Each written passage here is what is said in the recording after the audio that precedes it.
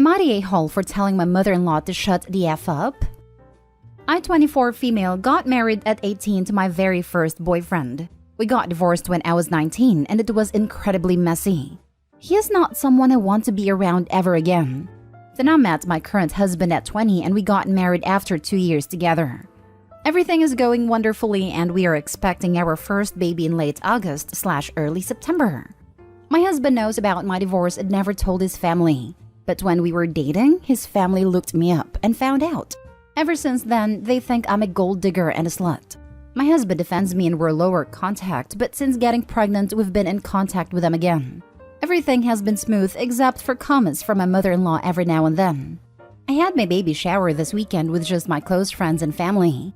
Everything was going well until my mother-in-law brought up my divorce in conversation with my mom, making some sort of comments like, "Aren't you glad your first grandbaby is with my son and not with her ex-husband?" My mother politely laughed and brushed it off until my mother-in-law called me over and out of the blue asked, "So tell me the truth between us ladies. Is that really my son's baby? Or are you just saying it so he'll support you? We all know how you were in the past."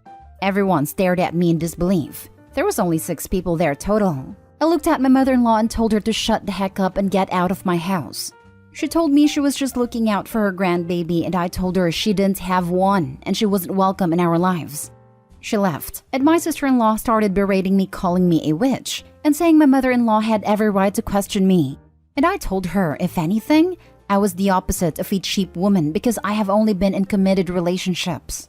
I feel like I'm going crazy. I don't understand why she said that, and I also feel like I let my pregnancy hormones get the better of me. Am I the a-hole? Now for the top comments. Not the a-hole, but I sure hope your husband is telling off both mother-in-law and sister-in-law. He is 100% on my side. Always has been. That's really good news, because I foresee a couple of decades of no contact in your future if you don't want these people polluting y'all's child. The audacity of that woman. I know my mother-in-law thought the same thing about me for a few years, and for basically the same reason. Married high school boyfriend and divorced after a year and a half with no kids. But she was decent enough to never tell me to my face. I wouldn't have known if my husband hadn't joked to me about it years later. Not the a-hole, and bizarre. How is a divorced woman automatically cheap? Is this a Jane Austen novel? She's very old school German, so maybe that's a thing in their culture. I have no idea. I actually know a decent number of German people or first-generation German American. None of them are like this. Well, there goes my only defense for her. Not the a-hole. You and your husband need to get in front of this immediately, together, and lay down the law. I'd seriously go no contact with people as ugly as this. That sort of poison has no place around your child, because have no doubt the snide comments won't stop around your child's innocent ears. Let your husband tell her the good news. He can deal with her. Next story. Am I the a-hole for not correcting my kids who told my ex's wife she's not their mother? I have 2 sons ages 10 and 12 with my ex.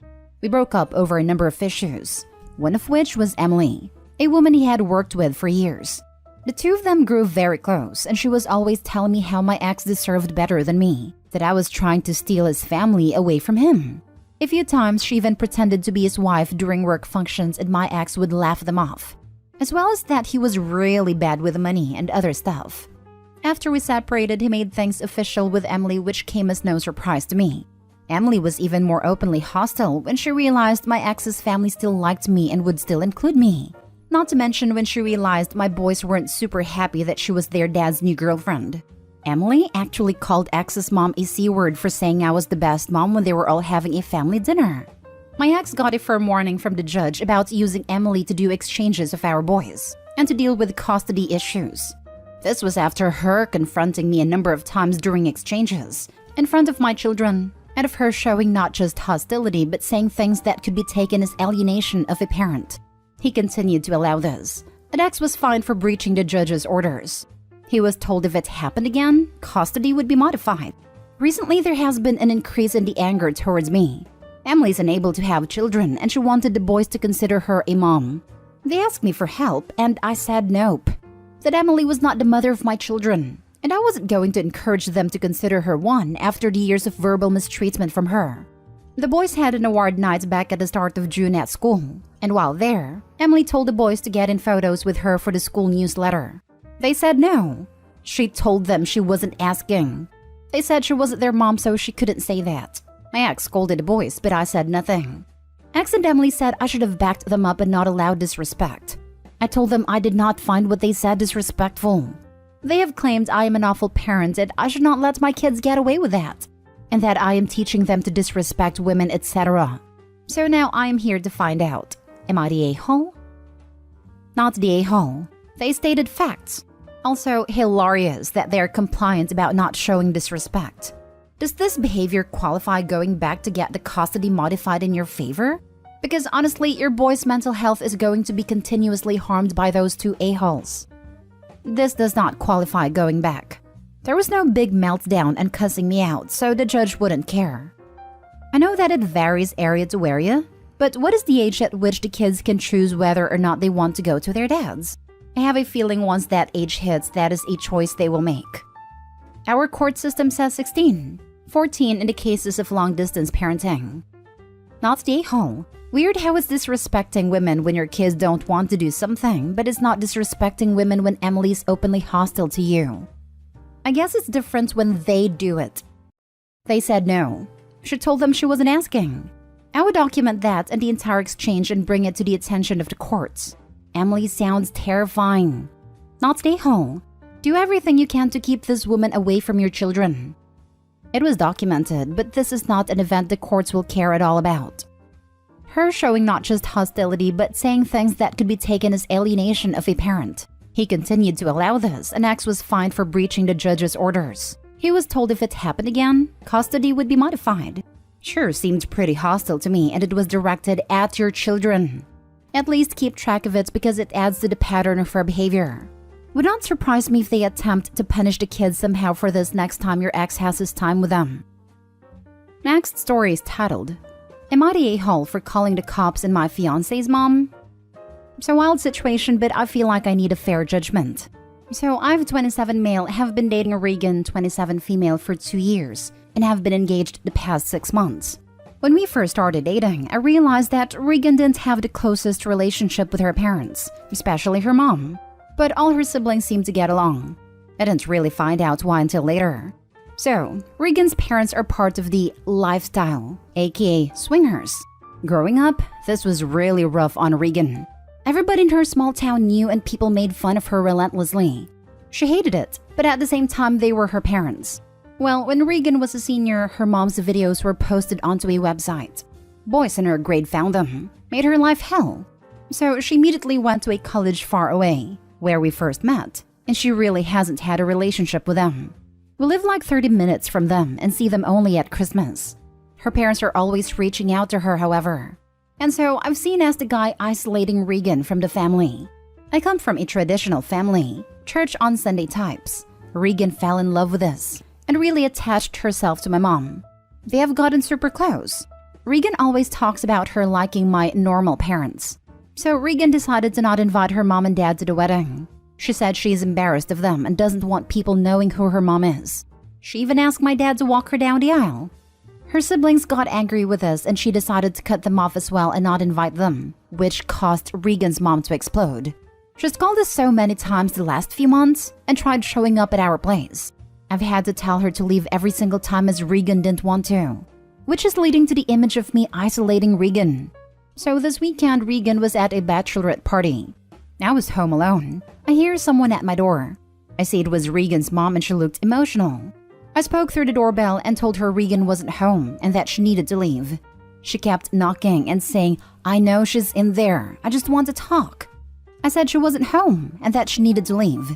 Well, she walked to her car parked on the driveway and made a phone call. At this point, my neighbor texted me and asked if everything was okay as he heard yelling. Regan's mom came back to the door and kept pounding on it, saying she wanted to talk to her daughter.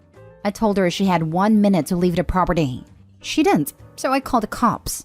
She was arrested for trespassing. Regan came back and I told her what happened. She was upset at me, but then understood once I showed her my neighbor's text and doorbell footage. Regan's siblings are angry, however, and so is her dad. I can't help but feel like I did go too far. Am I the a-hole?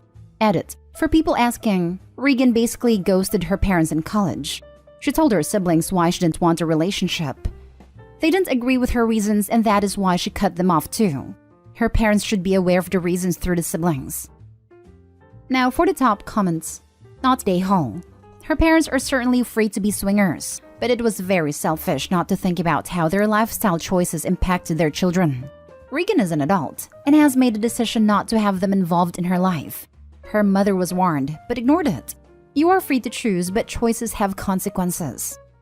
This. Also, I'm sure there is a way to be swingers discreetly that doesn't involve having them in the home where your minor children live. Or, uploading videos with your face uncensored. Aside from Hollywood, what kind of parents even does that? Not Day Hall, but look at it from their perspective. I would think the same thing if my daughter cut me off.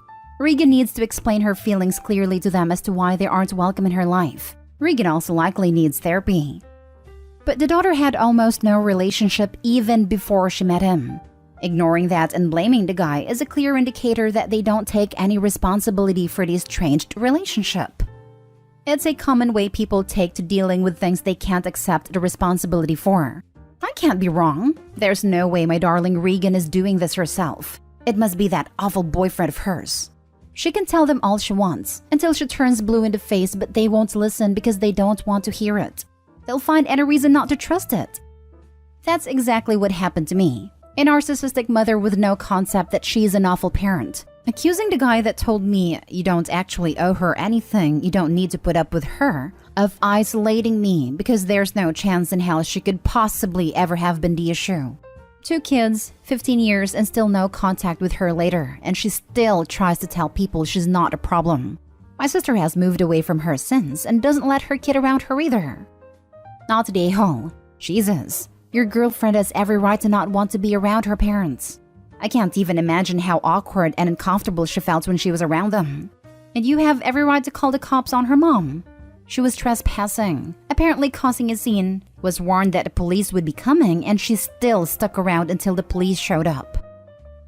Now for the last story. Am I the a-hole for renovating my house against my parents' wishes?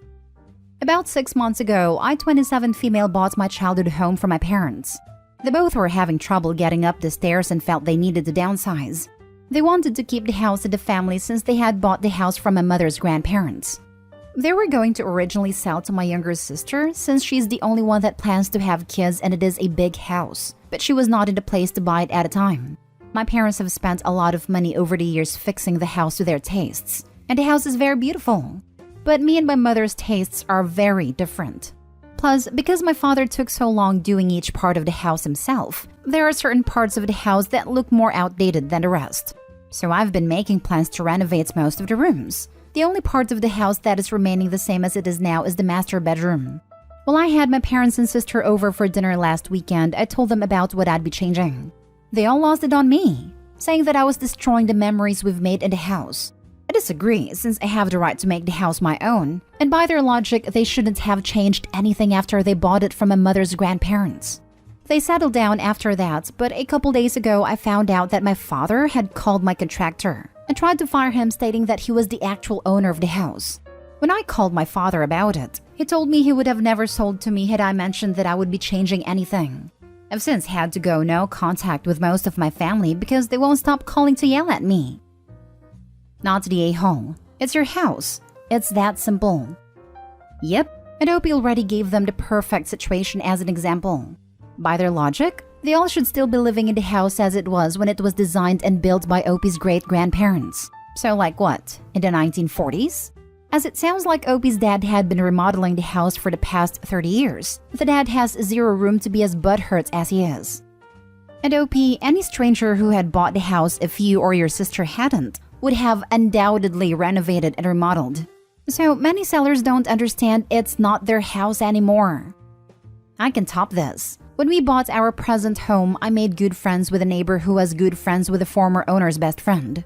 The previous owners had totally decked out their son's room into something out of a magazine, painting a certain character and their friends on the walls with a matching wallpaper border. We are talking 4 to 6 feet tall characters, full color on all of the walls. Our son wanted something calmer and plain walls. At an MLM get-together that my friend dragged me to, the previous owner's BFF and the rest of the gang was there. The topic of me owning the house came up, and stupid me asked if they thought previous owner would like some of the wallpaper for her son's book, since I would be tearing it down. Their response, "You're redoing the baby's room?" Totally aghast that I would commit such a travesty to a work of art for a long-awaited baby. My friend tried to help, pointing out that my son was a bit too old for that particular character to be the theme of his room. I never did get invited back, but after that, I did not want to go. Not today, ho. What? They expected you to live like it's 1987, 1995, 2002, 2005, 2014, and 2020 forever? Oh my god. I can just see all the renovations in 80s bedroom and master bath. Light fixtures that scream, the colors clashing. It hurts. I once toured a house that hadn't been updated in years. It was in perfect condition, but rooms unchanged since the 1980s or even earlier. One of the bedrooms had 1950s kids cowboy wallpaper like Sheriff Woody from Toy Story. I did not buy the house.